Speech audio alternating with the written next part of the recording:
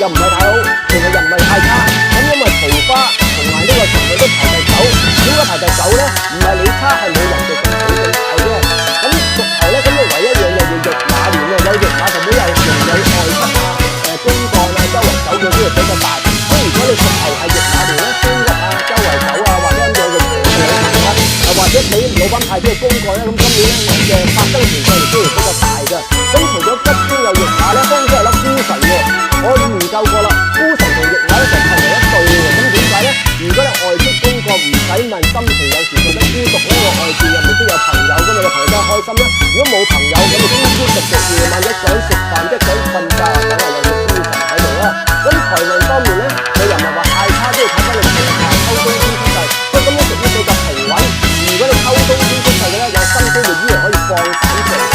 尤其是今年驛馬年有心機，其實可以轉或者搬屋，其實都啱一個時間嘅。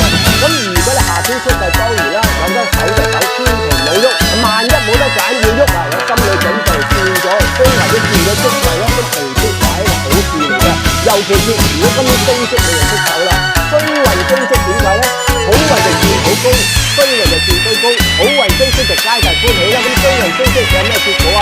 原來人工多咗少少，壓力就大咗好多，可能晚做到11點都唔出奇啦。